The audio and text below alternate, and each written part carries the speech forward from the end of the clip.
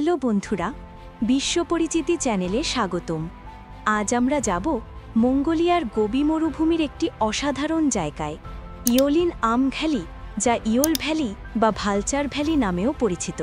এই গভীর এবং সংকীর্ণ গিরিখাতটি প্রকৃতির একটি অলৌকিক সৃষ্টি, যেখানে গ্রীষ্মকালেও বরফ দেখা যায়। আজকের ভিডিওতে আমরা এর ইতিহাস, ঐতিহ্য, ভূগোল, বন্যপ্রাণী এবং পর্যটন সম্পর্কে বিস্তারিত জানব। যদি আপনি অ্যাডভেঞ্চার প্রেমী হন, তাহলে এই ভিডিওটি আপনার জন্য। ভিডিওটি ভালো লাগলে লাইক, শেয়ার এবং সাবস্ক্রাইব করতে ভুলবেন না। চলুন শুরু করি।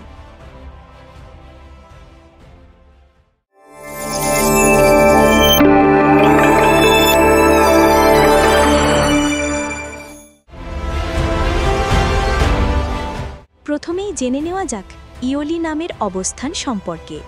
এটি মঙ্গোলিয়ার দক্ষিণাঞ্চলে অবস্থিত গোবি বুরভান সাইখান ন্যাশনাল পার্কের মধ্যে।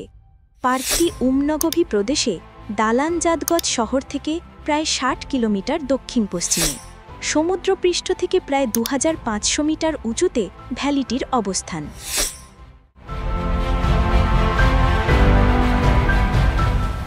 এটি গুরভান সাইখান পর্বতমালার জুন সাইখানি নুরু অংশে অবস্থিত।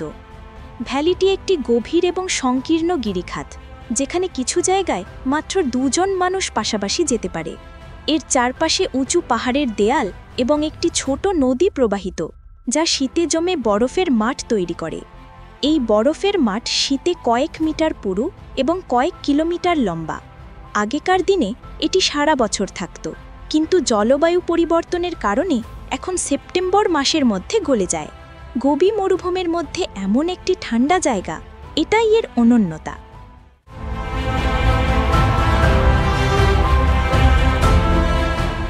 ইয়োলিন আমের নামটি মঙ্গোলিয়ান ভাষায় ইয়োল থেকে এসেছে, যা লামার্কিয়ার বা দাড়িওয়ালা ভালচারকে বোঝায়।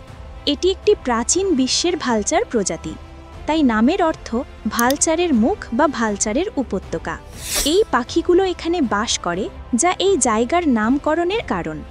মঙ্গোলিয়ানরা এটিকে ইগল ভ্যালি বা ভালচার গর্জ বলে ডাকে।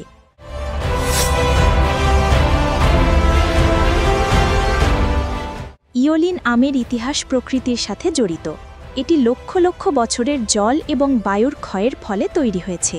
ভূতাত্ত্বিকভাবে এটি প্যালিওজোইক যুগের গ্যাব্রো শিলা দিয়ে গঠিত।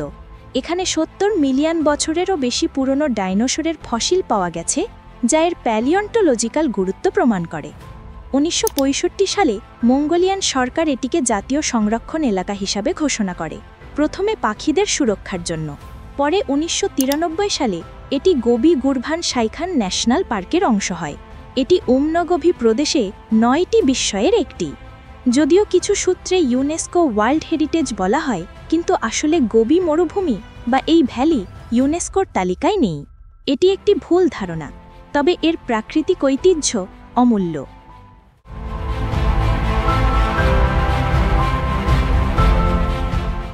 ইয়োলিন আম মঙ্গোলিয়ার প্রাকৃতিক ঐতিহ্যের একটি প্রতীক। এটি গোবি মরুভূমির মধ্যে একটি সবুজ ওয়েসিস, যা লোকালদের জন্য শীতলতা প্রদান করে।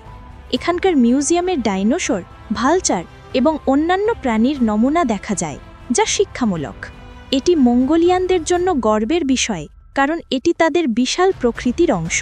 কোনো প্রাচীন মানবীয় আর্টিফ্যাক্ট নেই, কিন্তু প্রাকৃতিক এবং জীববৈচিত্র্যের ঐতিহ্য এটিকে বিশেষ করে তোলে। দালানজাদগদের প্রাদেশিক মিউজিয়ামে এর সাথে সম্পর্কিত ফসিল এবং নোম্যাডিক আর্টিফ্যাক্ট দেখা যায়।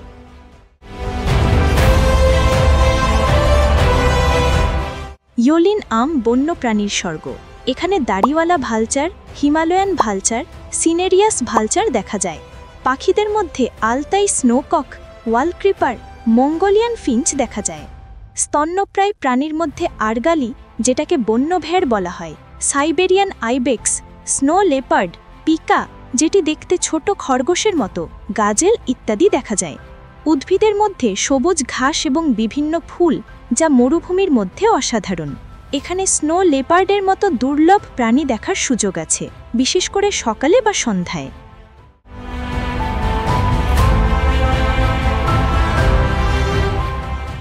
গোবি মরুভূমির জলবায়ু শুষ্ক, কম বৃষ্টিপাত।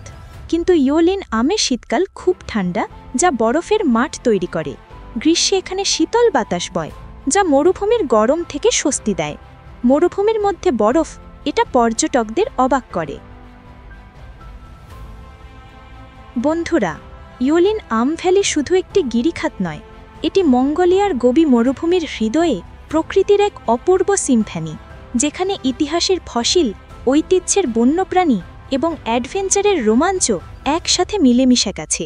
এই লুকানো রত্ন আমাদের মনে করিয়ে দেয় যে পৃথিবীতে এখনও এমন জায়গা আছে যা আমাদের অবাক করে, অনুপ্রাণিত করে এবং প্রকৃতির সাথে সংযোগ স্থাপন করে। যদি আপনার মঙ্গোলিয়া ভ্রমণের পরিকল্পনা থাকে, তাহলে এটিকে আপনার লিস্টের শীর্ষে রাখুন। এখানকার বরফের ছোঁয়া, ভালচরের ডানা মেলা এবং সবুজ ওয়েসিস আপনার জীবনে একটি অবিস্মরণীয় অধ্যায় যোগ করবে। যদি আপনি ইতিমধ্যে ইয়োলিন আম ঘুরে এসে থাকেন, তাহলে আপনার অভিজ্ঞতা বা টিপস কমেন্ট সেকশনে শেয়ার করুন।